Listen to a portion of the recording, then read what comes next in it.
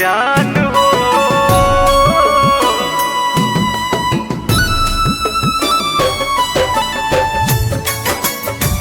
तोहके बुलाइब शमशान से।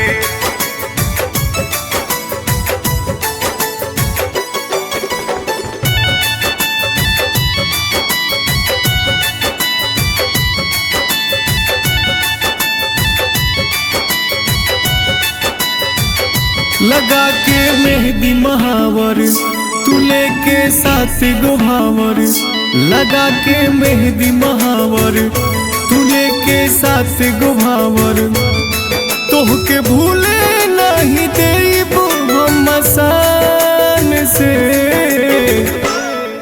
ए जान हो तोहके बुलाइब शमशान से। ई जान हो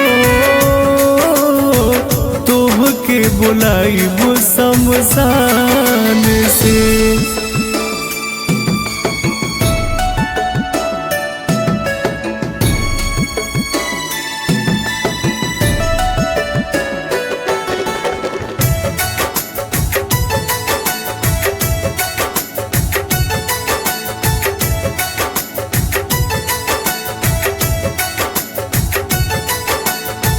जान ले जे रहीती मोहब्बत के नौवत, तो हसे न दिलवा लगईती।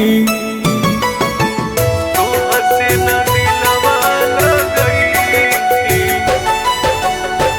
तोहरा पे कई के भरोसा ये जान हो, धोखा न ऐसन खईती।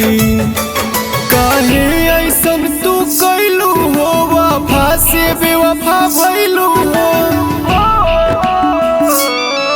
ऐसे खेला जानी हमरा अरमान से। ए जान हो तोहके बुलाइब शमशान से। ए जान हो तोहके बुलाइब शमशान से। ए जान हो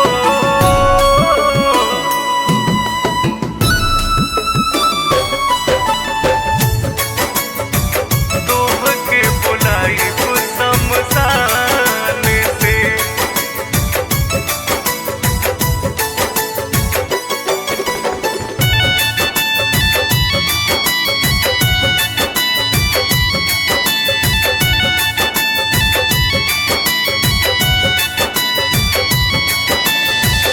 राख से आँख बोला कैसे मिलैबू, आँखिए से आंसू बहैबू।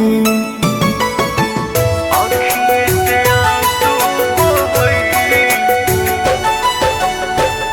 अर्जुन अजनबी के अपना तू दिल से बोला कैसे बिसरैबू। ना तोहरा से बर्दाश्त होई जब प्यार न तोहरा पास होई। प्रीत प्रीतम के जिए नदी सन से। ई जान हो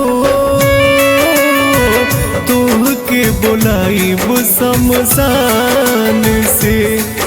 ई जान हो